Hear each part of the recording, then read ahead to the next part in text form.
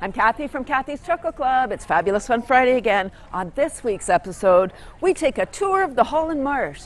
It's the centennial anniversary. That's 100 years. That's a long time of growing stuff in the marsh.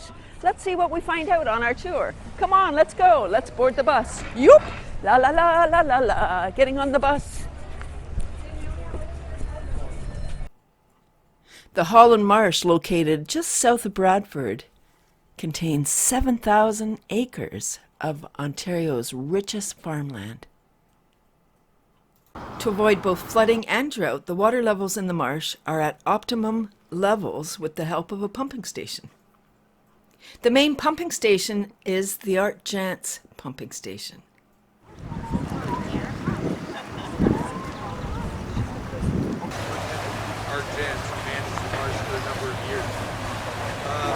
Let's take a look inside. I'm saying we have it on surface right now. So that pump is about, in today's dollars, is probably about $250,000 to buy that. That pump is capable on its own, it's 1,000 acres. And at one time, I think when Marsh invented it, he goes better number. In 1793, Governor Simcoe started out from York, Toronto, followed the trail up the Humber River and its tributaries, portaged over the hills of King and descended the long hill to the valley and swamp. Lady Simcoe in her diary referred to the marsh as a terrible bog of liquid mud. Well, here we are on the bus tour. We've stopped at the Muck Research Station, which now they've named Ontario Crop Research Centre. It's a much more of a mouthful than muck. Very interesting about how they research how to grow in muck soil, which is different than regular soil. We're known as one of the smallest research stations behind the greenhouses. Now we've got range 4, 5, 6, and 7. We do rotation, just like the growers. So they're doing a project, we do the same project, and the two researchers are very different. We have the researchers compare results. How fun. So informative. Ooh, let's see what else. Back on the bus. Professor Day became interested in the Holland Marsh in 1909 with a simple question: could it be farmed? A detailed soil analysis revealed rich organic muck, ideal for growing vegetables. Inspired, Day designed an ambitious drainage system of canals, dikes, and pumps to reclaim the land. The results were transformative. The marsh became a major agricultural centre, soon known as the Salad Bowl of Ontario. His work revolutionized local agriculture and helped establish a thriving multi-million-dollar industry. Although many Dutch immigrants settled in the Holland Marsh, it was not named after the country.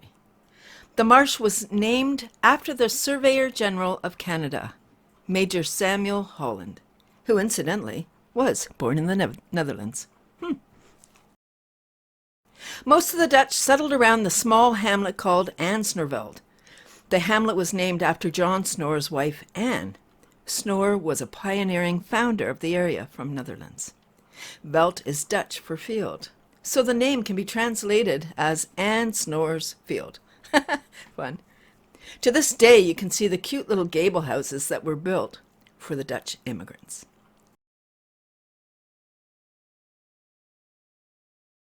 In October 1954, Hurricane Hazel unleashed unprecedented devastation upon southern Ontario, with the Holland Marsh experiencing some of the most severe impacts.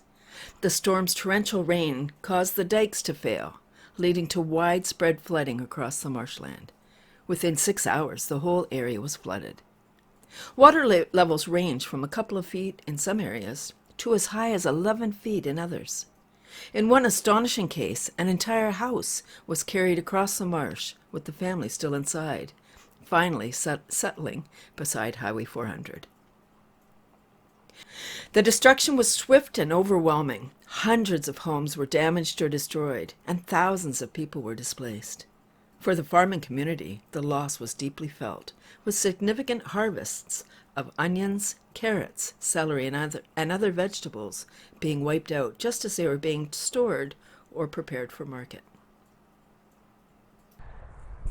Here we are atop the berm. Did you know that before the canal was right beside the road. There was no giveaway. If you swerved off the road, you were in the water. And in 1954, Hurricane Hazel shooshed in, and because there was no divider, the marsh was flooded. There was 2 to 3 feet of water on this side and up to 11 feet on the other side. So the solution was, let's move the canal. So 1997, they undertook the project to move the canal. They literally moved water and put in this berm. So now it's about 100 feet of berm here.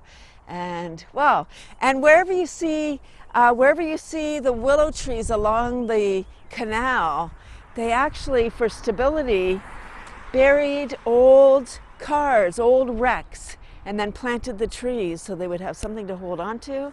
And they're still there now. Look at those beautiful, elegant, weeping willows. Wah!